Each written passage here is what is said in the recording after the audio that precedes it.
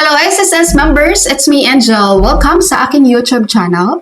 Babasahin ko tong comment ng viewer natin. Sabi niya, hello po, paano po kung mag-retire na sa 2028? Kasama din po ba sa increase? Ano po bang basihan ng pag-apply ng retirement? Dapat po ba sa birthday mo? Please reply po. Salamat. God bless. Kaya naman, sa video na ito, pag-uusapan po natin, kailan ka ba pwedeng mag-file ng retirement sa SSS? Or kailan ba nating pwedeng makonsider na pwede ka nang mag-file ng retirement? Pero bago tayo doon sa date of retirement guys, yung unang tanong niya, sagutin ko lang ha. Sabi niya dito kung kasama daw ba siya sa 3-year increase reform program na magre-retire siya sa 2028. Ang sagot po, hindi po. Kasi po, yung 3-year increase reform program, para lang yun sa mga pensyonado na ni SSS as of August 31, 2027. Kaya yung mga magre-retire, yung may date of contingency mula ng September 1, 2027 onwards, hindi po kayo kasama doon sa 3-year increase ni SSS. Okay, so next, ito na. Pag-uusapan na natin ang date of retirement sa SSS. Hindi porket magsi-60 ka na for this month, ayun na agad yung date of retirement mo. Kasi case-to-case basis yon. Depende. Ano bang status mo ngayon sa SSS? Meron po tayong 4 na klase ng date of retirement. Date of separation, 60th birthday, 65th birthday, and month after the semester. So dito malalaman nyo saan ba kayo na date of retirement or kailan ba dapat yung date of retirement nyo. Unahin po natin itong date of separation. Ito po ay applicable para po ito sa mga employed members between 60 to 64 years old. Ang inyong magiging date of retirement ay ang inyong date of separation sa company. Yun yung buwan na wala na pong papasok na contribution sa inyong SSS. Number 2, 60th birthday. Ito naman po ay para po sa mga separated na po sa employment. No? Pinakamaaga ang 60th birthday.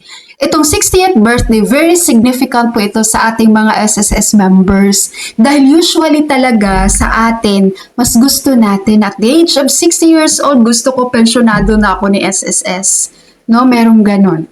Halimbawa po, at the age of 50 years old, nag-retire ka na sa trabaho mo at nanatili ka na lang sa bahay, hindi ka na nagko-contribute sa SSS.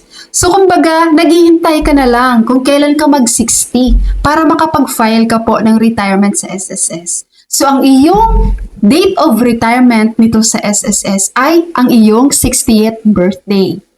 Ayan. Another example natin dito guys, kapag employed ka pa, nagtatrabaho ka pa no, at 59 years old ka na, pero gusto mo na maging pensyonado ni SSS at the age of 60 years old. So ang gagawin mo po nito guys, dapat po i-inform mo na yung company mo. Ma'am, sir, gusto ko na po maging pensyonado ni SSS pagdating ko na 60 years old, kaya magre-retire na po ako sa company. Let's say, ang iyong birthday ay November 10, tapos mag-60 years old ka na sa November 10. Dapat po, separated ka na po sa trabaho mo bago ang iyong birth month, bago ang November. Doon dapat sa iyong Certificate of Employment, sa iyong COE, makikita dapat doon ni SSS ang iyong date of separation sa company ay October 31 pababa. Kumbaga, dapat hindi yan tutungtong ng November 1, guys. Di ba? Dapat separated ka na sa company mo na bago on your birth month. Ang magiging date of retirement mo sa kanila, sa SSS, ay ang iyong 60th birthday. Clear po ba?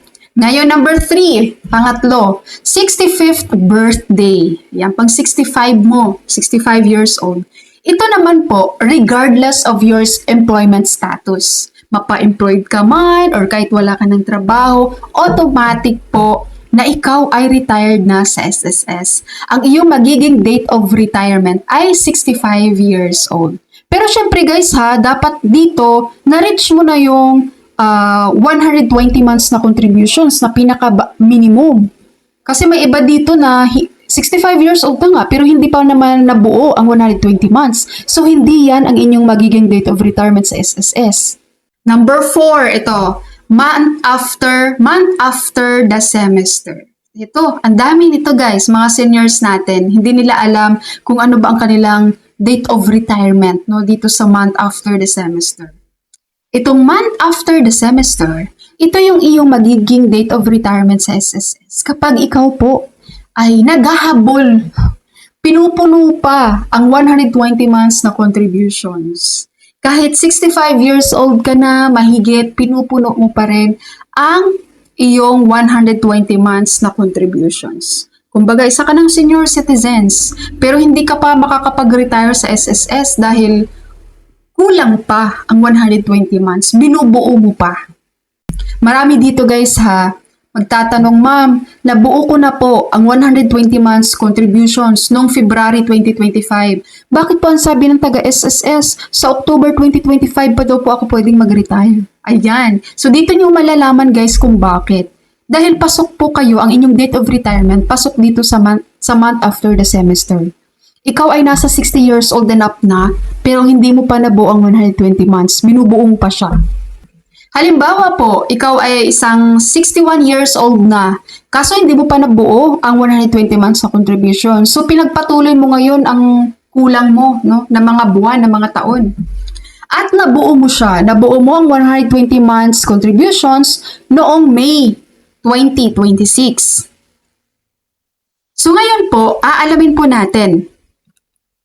Ang May 2026, pasok po siya sa second quarter. Sa isang taon guys, 4 na quarter meron tayo ha. January, February, March, first quarter.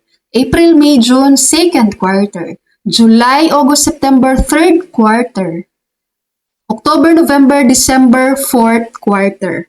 Ngayon, kung May 2026 mo siya nabuo, pasok siya sa second quarter.